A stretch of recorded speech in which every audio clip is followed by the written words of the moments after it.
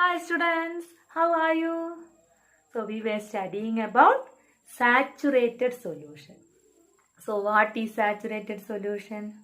A saturated solution is a solution in which no more of that substance can be dissolved. Okay, so such a solution is called saturated solution. So now I have a saturated solution here. I have added some sugar to this water and you can see some sugar is deposited at the bottom. So this is a saturated solution. And if we stir it, we can dissolve this sugar faster. So we can increase the solubility or dissolve faster if we stir the solution. Okay. So this is a saturated solution. Now we can look how we can make this sugar also to dissolve, or how you can dissolve this sugar also in this amount of water itself. So if we heat this saturated solution, what happened? Water will be heated, and when water becomes heated, we can see the sugar that is deposited at the bottom will dissolve in that hot water. So one method to make the substance to dissolve in a saturated solution is that by heating the saturated solution, we can dissolve more of a substance to a saturated solution. Okay, so we can dissolve more of a substance. Here what is it? Here it is sugar. So we can dissolve more of a substance, that is sugar or salt or any other substance, to a saturated solution by heating the saturated solution. And we can make it dissolve faster by stirring it also. Okay. So we can dissolve larger quantity of salt or sugar or a substance in water by heating the water, and we can increase the solubility by stirring the solution also. Now look at the activity 10 in your textbook. You can see there is one activity 10 in your textbook, and we can do this activity. So we can do activity 10. So now I have two glasses, and in both glasses I have taken equal amount of water, and here there is some salt and here there is some sugar also. Now I am going to add 1 spoon of sugar to the first glass, and 1 spoon of salt to the first glass, and 1 spoon of sugar to the second glass. I am using same spoon, and I am stirring it. So when we stir it, it will dissolve faster.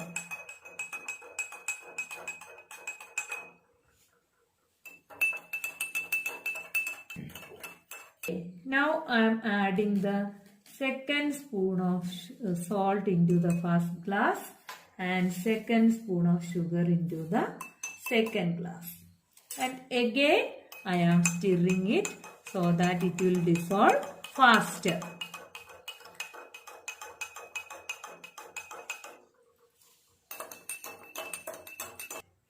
Okay students, now I am going to add the third spoon of salt to the first glass and the third spoon of sugar to the second glass.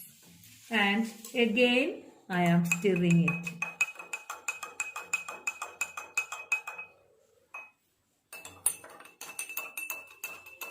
Okay, after adding the third spoon, we can see that the third spoon of sugar dissolves completely in water.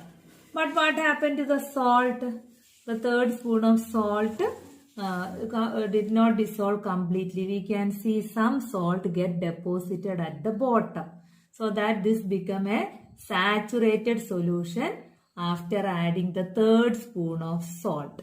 But third spoon of sugar dissolves completely in water also. So from this activity, what you understand? In same amount of water, the substances can dissolve, different substances dissolve in different amounts in same amount of water.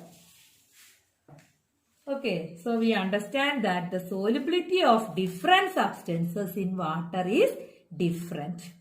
And also we study what? We can add more of a substance to a solution by heating the solution. So if we heat this solution, we can add some more salt into this solution. But again, when it cools, what happens? When it cools, it will get deposited again also. So we understand the solubility of different substances in same amount of water is different. So here more sugar dissolves in same amount of water than salt. So we saw 2 spoons of salt only dissolve in water and third spoon of salt get deposited at the bottom. But in the case of sugar, we can see all the 3 spoons of sugar get dissolved in water. So the solubility of salt and sugar in the same amount of water is different. So what do you understand from this activity? Do you find that water dissolves different substances in different amounts? Here there is a table, salt and sugar. So you do the activity and write down here number of spoons of substances that dissolved in water. So how many spoons of salt dissolved in water? How many spoons of sugar dissolved in water? You do the activity and write the number here. Okay. So we understand from this activity that the solubility of different substances in water is different. So we saw that in same amount of water, number of spoons of salt and sugar that dissolved is different. So the solubility of substances in water is different for different substances. Okay, and we can add more of a substance to a saturated solution by heating the saturated solution. So my dear students, our 5th lesson is over. So in 5th lesson, that is separation of substances, we have studied so many methods of separating substances from a mixture. So if the impurities are bigger in size and the mixture is in less amount, we can use the method of hand picking. So if there is a mixture of mangoes and apples, we can separate it by hand picking. Then we study threshing. So to separate grains from stalks, we can use threshing. That is, take the stalks and beat it on a hard surface. Then what we study?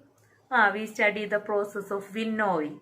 So if the mixture have substances with a different weight, one is heavier and other one is lighter, we can use the method of winnowing and separate the heavier and lighter components by blowing air or by wind. And this is used by farmers for separating the husk particles from the heavier grains. Then what we study? We study the process of sieving.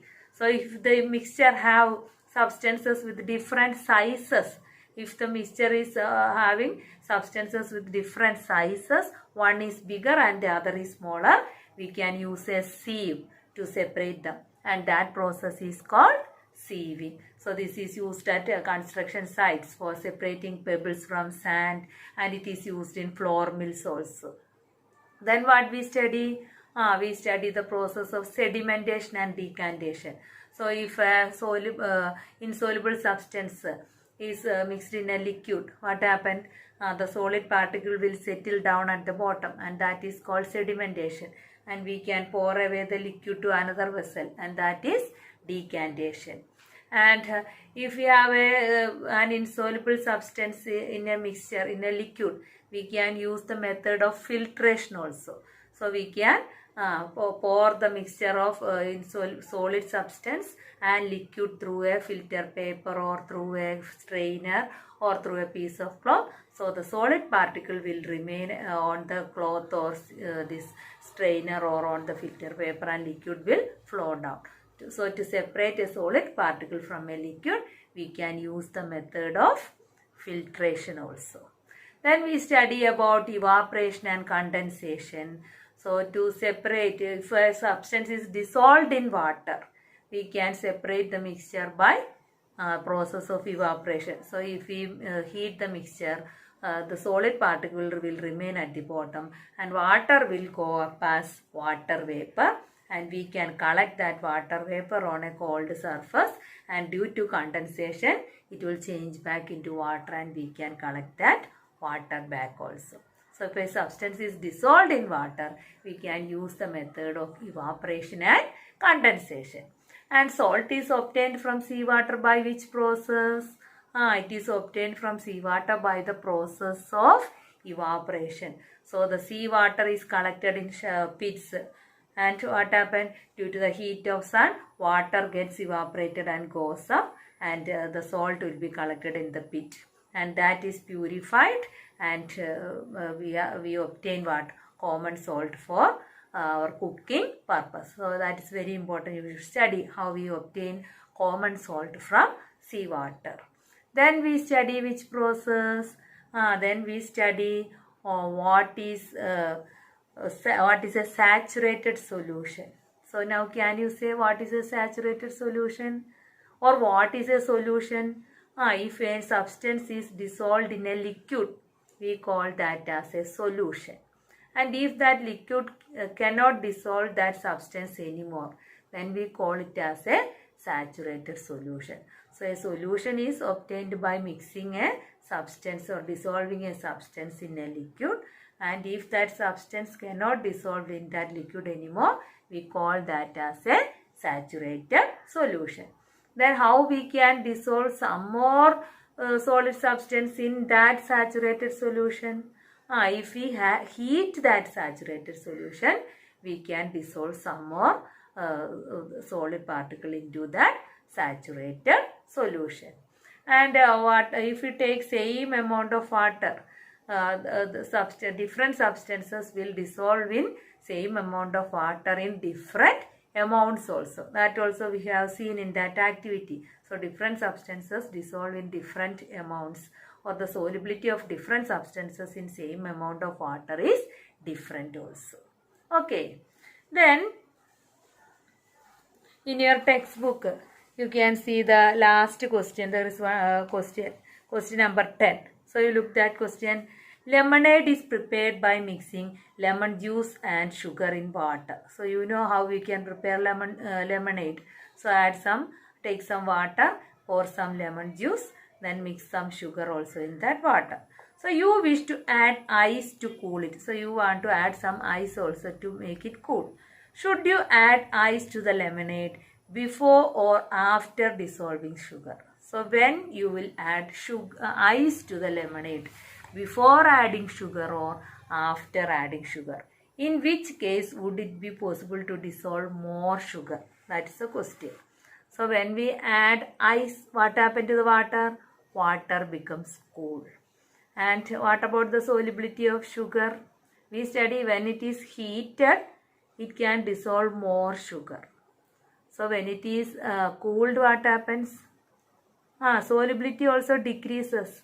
It will won't be able to dissolve more sugar. It will dissolve only a less amount of sugar. So if we are adding ice, and after adding ice, if we are adding sugar, what happened? Only less amount of sugar will dissolve in it, and very slowly also. If we add sugar before adding ice, means that water is not so cool.